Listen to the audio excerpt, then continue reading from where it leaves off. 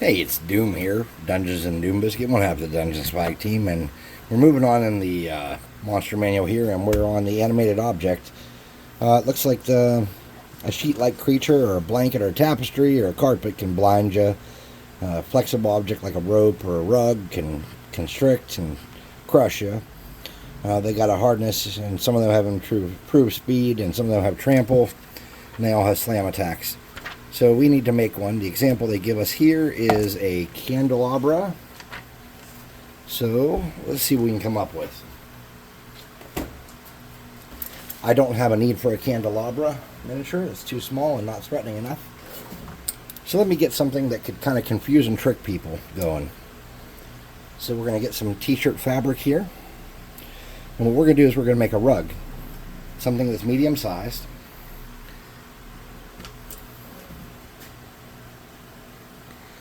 And can blind you or constrict you. We're going to make like a flying carpet, I think is the plan.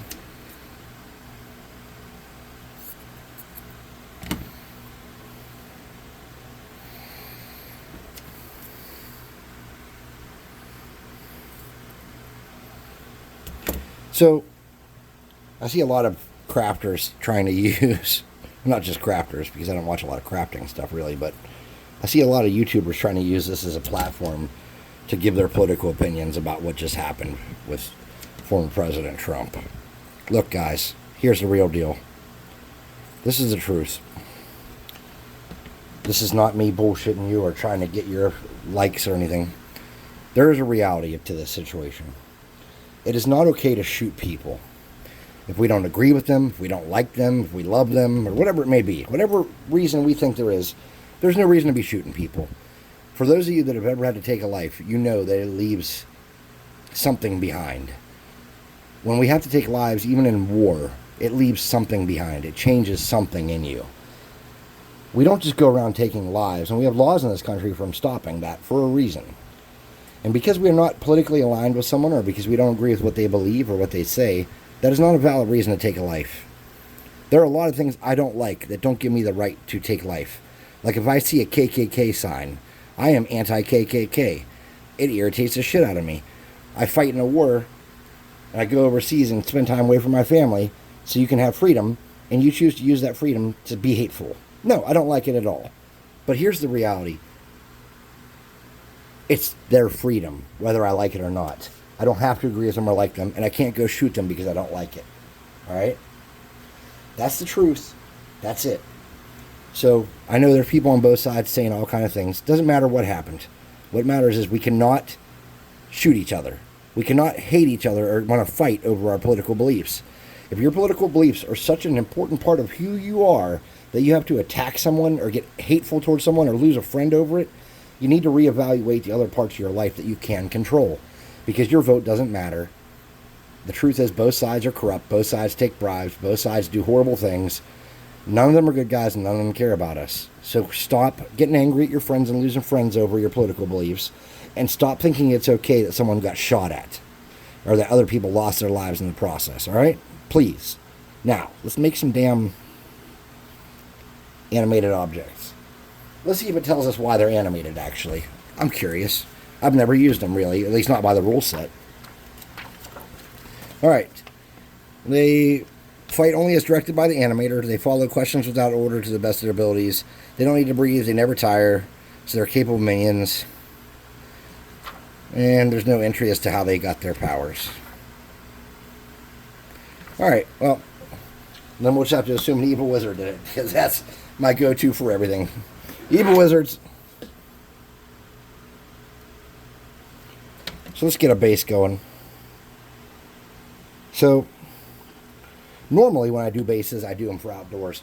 But I think this would probably be more of an indoor kind of thing, right? So I don't know if this would be in a treasure room or what, but it's going to be indoors most likely. So what I want to do is I want to make my base probably similar to something that would be inside. So let me pull that off there, actually. Let's start with this. What I want to do is I want to glue this on here.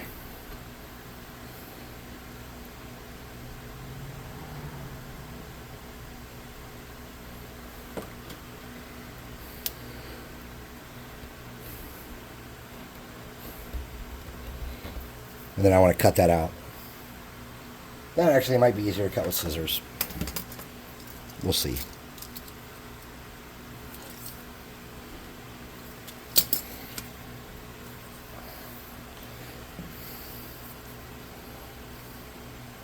Yes, I'm a lefty, thus making this kind of stuff tough. If I had left-handed scissors, I wouldn't have to hold this upside down and try to cut it.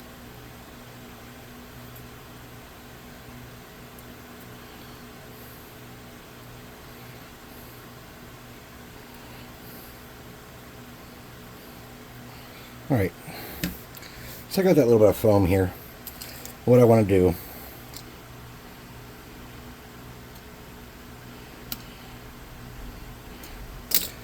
is I want to get a pen.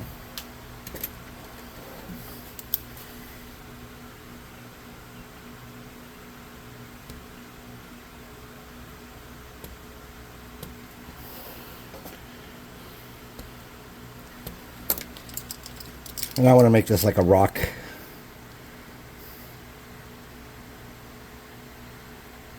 Or a brick kind of situation.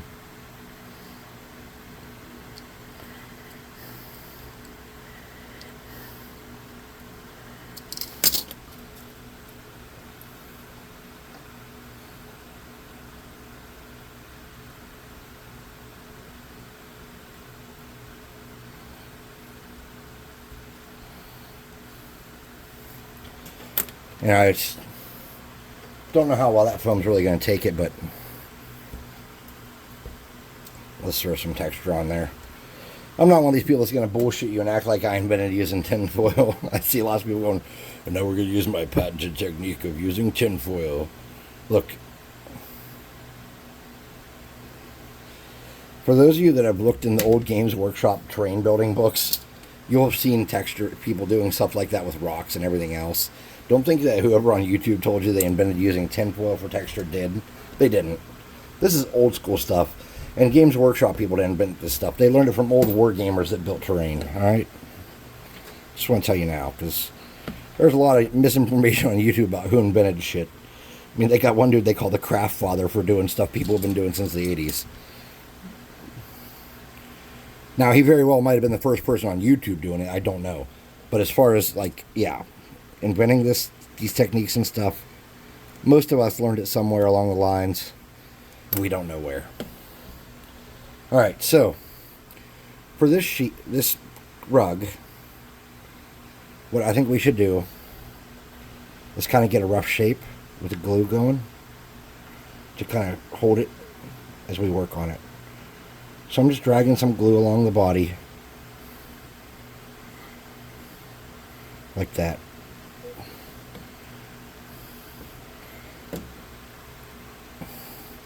And what I want to do is I want it to have kind of like curved in spots.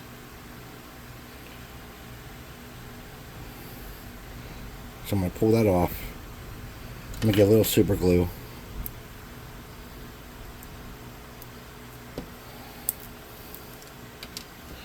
I'm going to put a dab here. Maybe.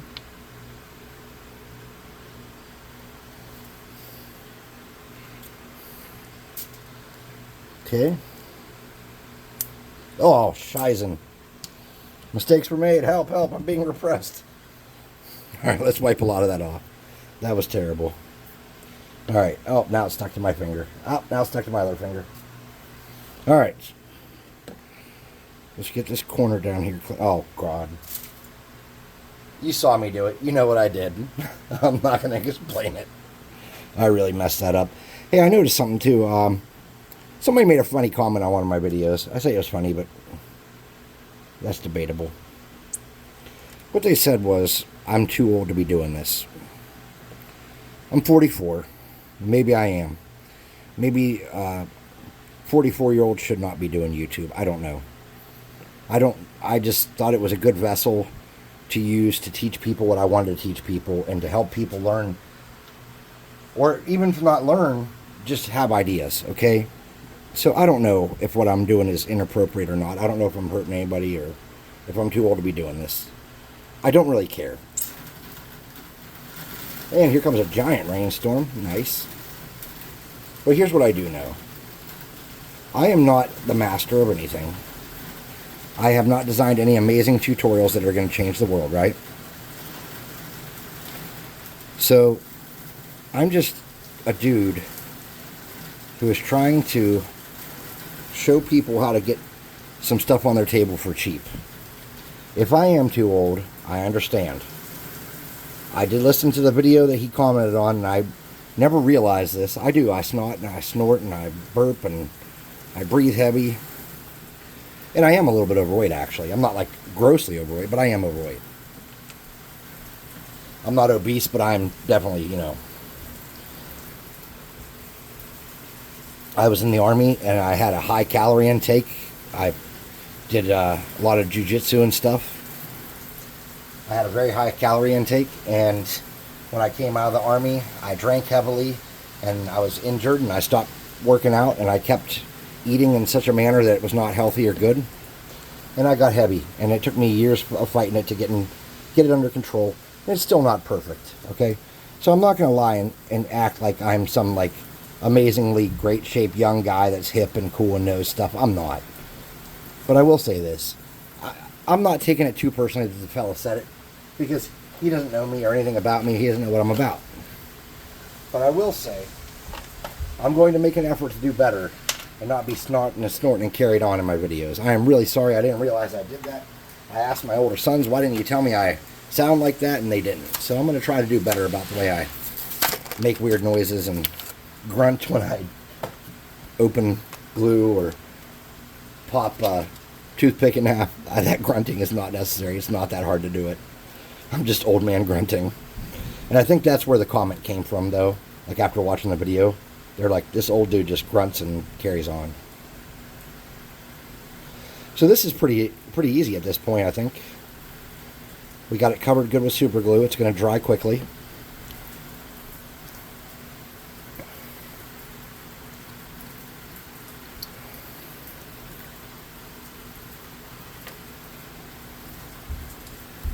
Something like that, right? Look like a rug or a blanket, maybe. Sticking up.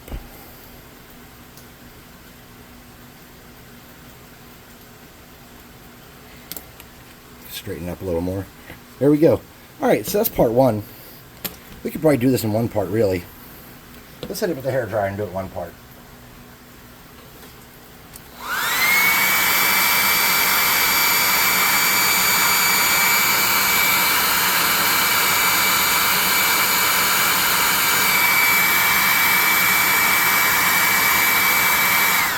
Alright. I have some news. I am going out of town. So, I'm leaving Thursday and I won't be back till Friday evening. And then I'm leaving again Sunday and I won't be back until Monday. I don't think that'll affect my video output, but it might.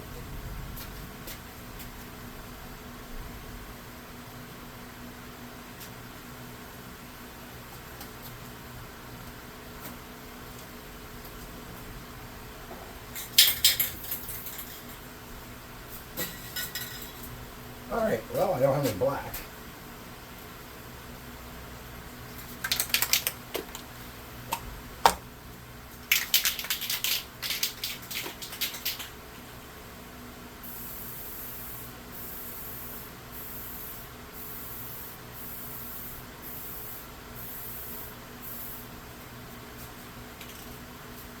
Since I had no black, I used this Ultra Matte Camo Tanning.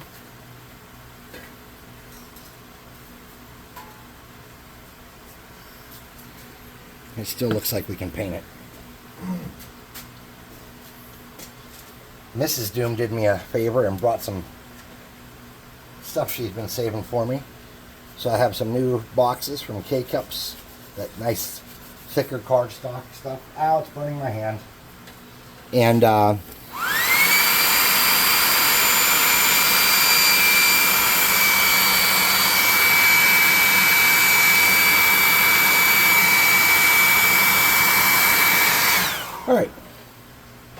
so let's start with a gray and paint the base.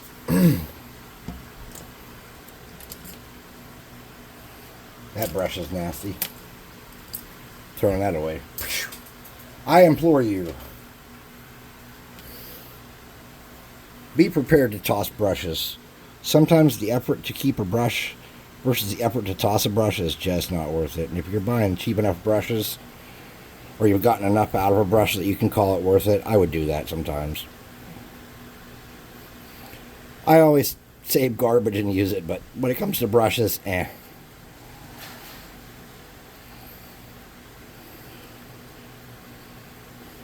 Okay.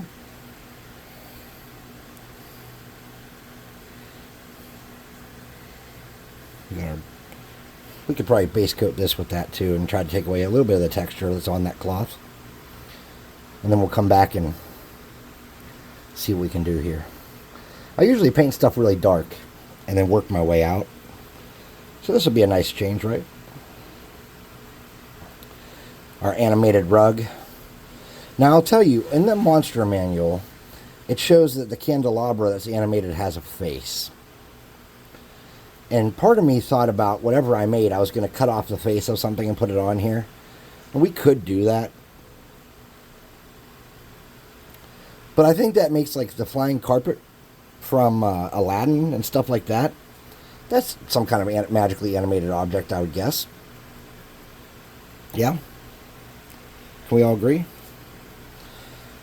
So our animated rug is base coated now.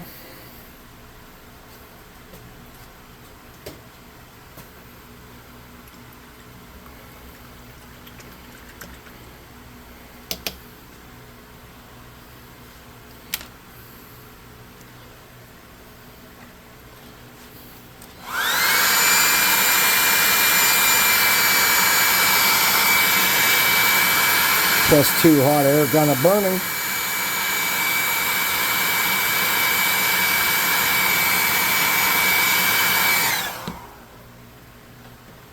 So if you were going to make an animated object, I felt like capturing the fact that it was animated would be tough.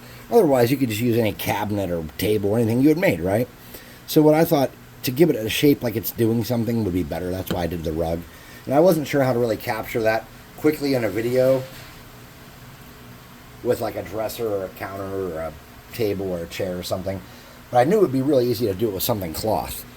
Plus, I think that would be more of an assassin type thing. The rug comes swooping in and grabs you around the head and yanks you off the dock, you know.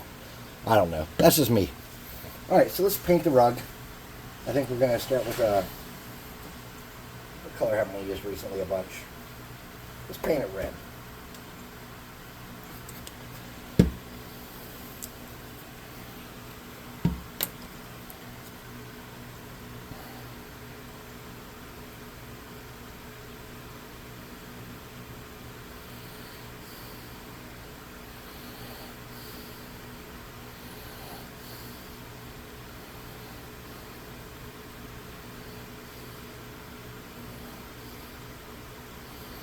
Now, some of you had moms and grandmas that had those giant Oriental rugs, which I don't think you're even allowed to say Oriental anymore. I'm not sure what the rule is on that. But those giant Oriental rugs under your dining room table or in your living room. And they were like these big, gaudy, dark blue or dark red rugs with these weird patterns on them. And I don't even know where they came from, except for Pittsburgh. Yeah, I know there was a store you could drive up to Pittsburgh and get them. But I'm from West Virginia, so we didn't have anything like that right where I live. But anyways, the reason I bring those up is because I think that's kind of what I want to try to capture here, is like one of those really tacky, gaudy, like weird patterned rugs. So let's start with the red.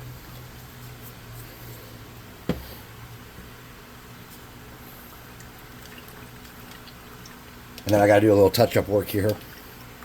I got some red on the base. So I got to get that gray back out and just hit that quickly.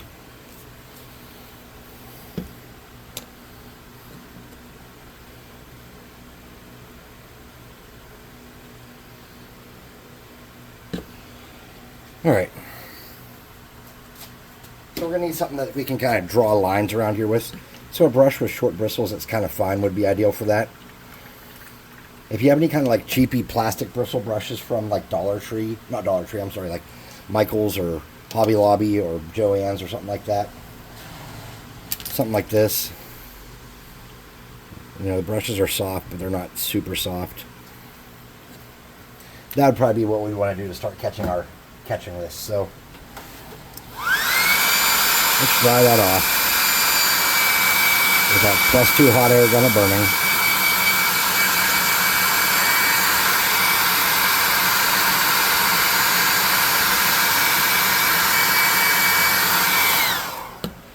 Well, let's get some gold. I think that'd be the wise way to go here is gold. This is Royal Gold by Folk Art. And even though I think Folk Art might be like a Michaels or somebody's brand, I do believe I got these at Walmart. These ones particularly. I don't know. I don't track who's the boss of all the different generic paints I use. So we're just going to kind of trace around the edge lightly with this gold.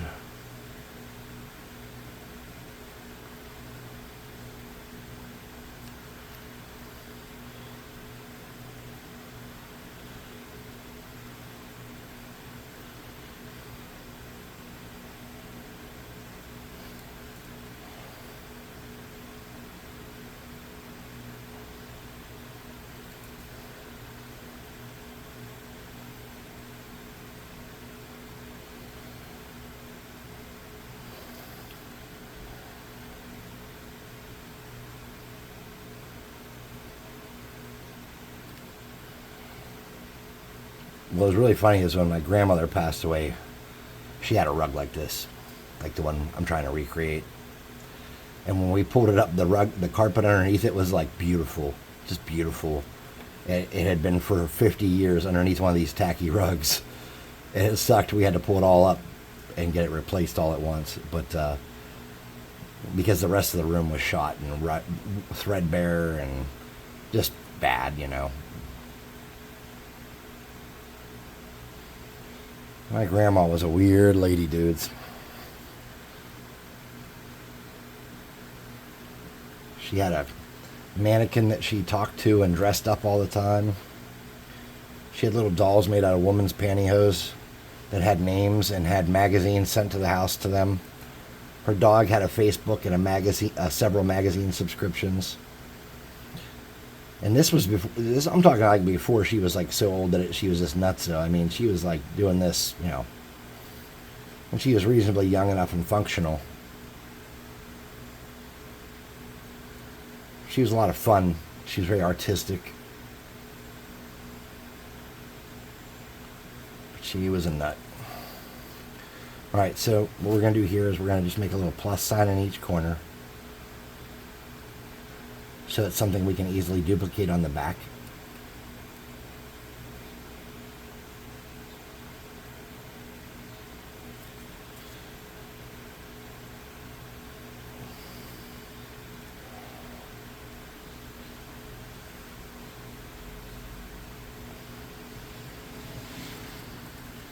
Let's do like a bigger plus sign in the middle.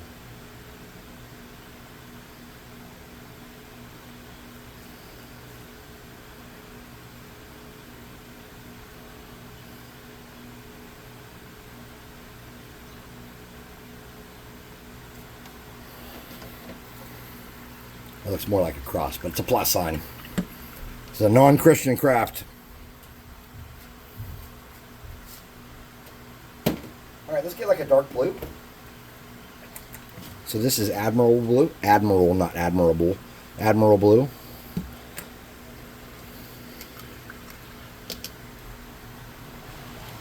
And then let's kind of,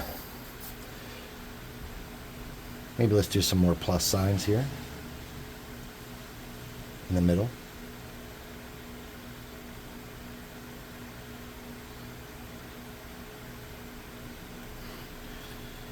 And the reason we're doing simple stuff like this is because it's easily duplicated on the other side, right?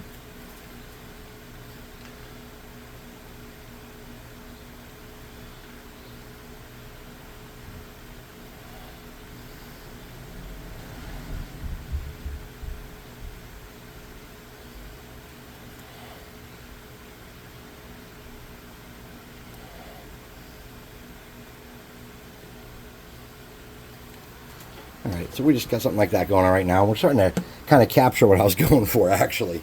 So, I'm going to get a lighter blue. Some weird blue. This is Tuscan teal. Ooh. And I'm going to get that. And with this, I'm going to make up just a plus sign on the outer edges here, which makes no sense compared to the rest of the pattern. Probably could have got a gold one in there, right? And then I'm going to make dots in the middle of the plus sign in the middle.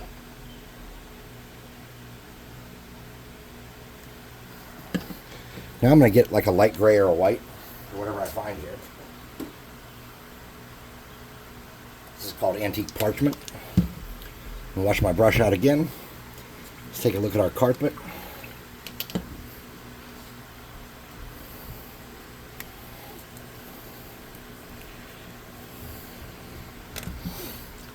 And I'm just going to get some dots in between the plus signs here.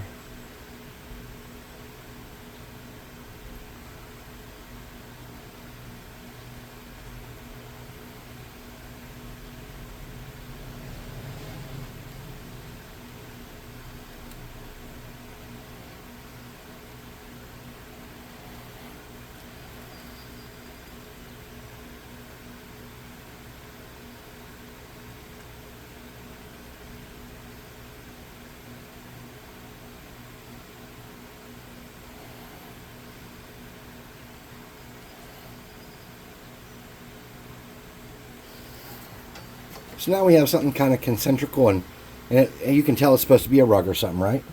We could probably put tassels on the edges, but I don't see the point. I'm also going to take that and I'm going to color a couple of these bricks a lighter color.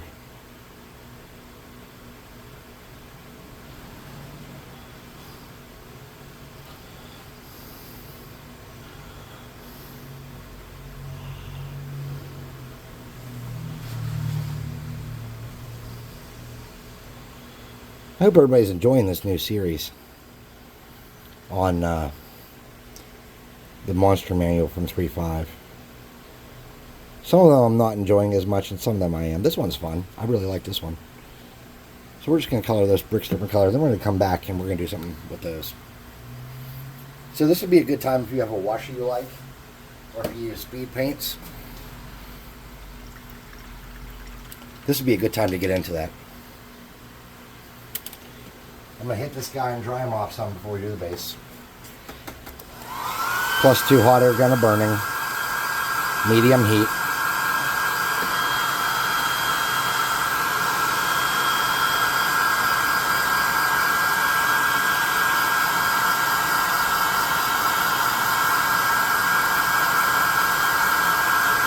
So if you have a wash that you like, or a speed paint, if you're a speed paint person, this is the time to crack that out.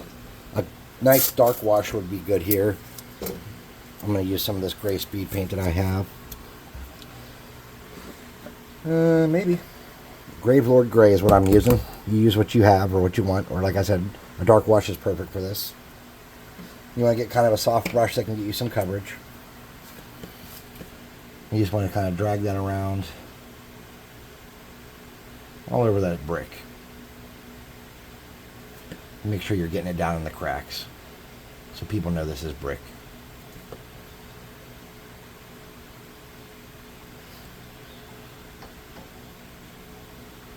A wash might have been a better choice here.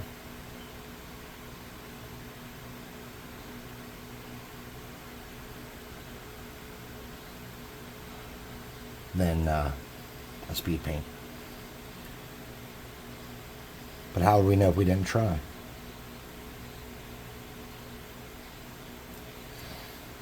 In retrospect, yeah, the wash would have done it. Probably a better job.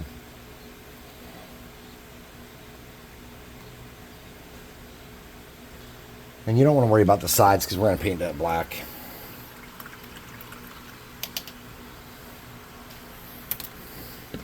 So what I'm going to do is I'm going to take a little piece of this t-shirt we've been using for the past several products or projects. I'm just going to touch around. get some of that excess off.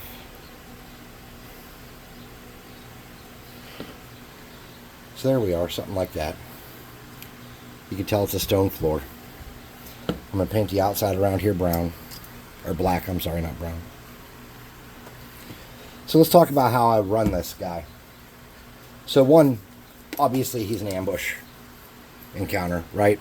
You think it's a rug, you walk by it, you go, oh, pretty rug, whatever. Maybe you say, as you guys walk through the front entrance of the Wizard's Tower, you notice that even his rugs are elaborately decorated. Every inch of space on the wall is covered in beautiful tapestries and carvings of different gargoyles and historic events. Then you would say, why don't you roll a perception check or an awareness check or a spot check? Chances are a rug's not going to make any noise. They're going to roll, and it's going to be a high DC because this thing is a naturally occurring item. And it is probably made to lay completely still until the command to attack or until the conditions of which it should attack occur.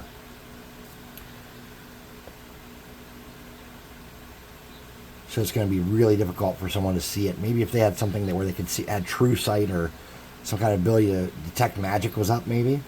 But otherwise, they're not going to see it. So when it strikes them from behind and it grabs their caster or somebody that you want to silence and muffles them or blinds them or whatever, that's when they know they're in it. So I would say that to run this effectively, the slam attack it comes with, yes, but I would be more focused on the blinding, muffling, and constricting aspects of something like this encounter. I would focus on the fact that this encounter being killed is going to take a lot of damage because magic is infused in every bit of it, and it's going to take time to kill it, to sever it and beat it up enough that it's not doing its job anymore.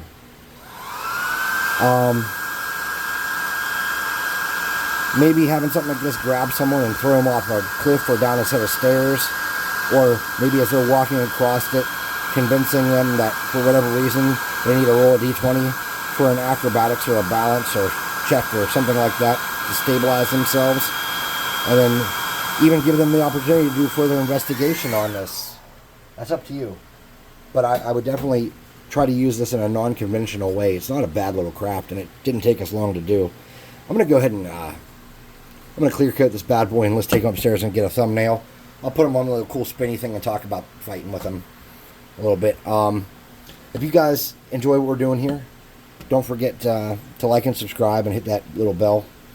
I did check out the bell. I've learned a little bit more about it. I actually read some stuff about YouTube because I just do this for fun. I'm not like a big YouTube person, but other people in my life, like one of my sons and stuff, do know a lot about this, and they're interested enough to tell me about it. And I will tell you this, that bell is apparently pretty important if you'd like any of this stuff. The other thing is this, I would suggest that you go to the links in the description of my videos, because you can get to our website there to get cheap miniatures in a monthly box that comes and shows up at your door, and you're going to get a box of orcs or hobgoblins or something like that. And then we also sell some one-offs on there. And if you would like to get a discount on those, the code's in the description. And come to our Discord. We do live paint nights, and we want to see what you guys are working on. Please show us what you're doing. Show us what you're crafting. Show us what you're painting. And especially show us if you're painting our minis. You'd be surprised how many of our people get our minis and never paint them for us. Never show us what they did with them. It blows my mind. They never once were like, look what I did. Like, I paint a mini, and I'm like, everyone I know, come look, I've painted a mini. I've been doing it for 30 years. So, but this is what we came up with for the animated object. Let's go one more time back to the text, and then we'll call this a video. I opened the ancient 2003 monster manual for 3.5. Animated object. It blinds people if it's a tapestry. I was adding muffle. I think that's good. Constricting. It does have a hardness. The hardness of rope, which I assume would be the same as like a rug, is 5. So it's realistically breakable by hand if you had a strong person. Improved speed. I would say this can fly. The logical, magical variant of a carpet or rug would be that it can fly, I think. And it would not have a trample attack, I believe, based off of its design here. So this would be a medium object. So it looks like according to 3.5, it would have 31 hit points. In my game, because we have low hit points in my game, it would be like a 10 hit point or a 12 hit point enemy. It says it can move 30 foot a turn, if it, 40 foot if it has extra legs, 50 foot if it has more than that, 70 foot if it has wheels. I'm going to say it can fly, so it can move 40 foot. It's going to be a clumsy flight, it's not going to be a precise flight, because it's not an intelligent creature. It's going to have all the traits of a construct, so it's going to have resistance to magic and stuff. It does have dark vision and low light, stuff like that. So this is a pretty useful enemy, especially just to add something cool as an interlude enemy into a bigger fight, or maybe multiple animated objects, maybe like a Beauty and the Beast kind of scenario, or an Aladdin scenario. So check that out. I'm going to clear coat this boy and take it upstairs. Thanks for watching, everybody. I'll see you next time. Let's get a sneak peek at what's the next thing in the monster manual. So we did the Aboleth, the Acherai, we did the Alep, we did an Angel, we did the Solar, animated object, and the next one is the Ankh Egg. Oh god, that's going to be horrible. Alright, let's hope it doesn't look as bad as my Acherai. So thanks for watching, we'll see you next time, bye.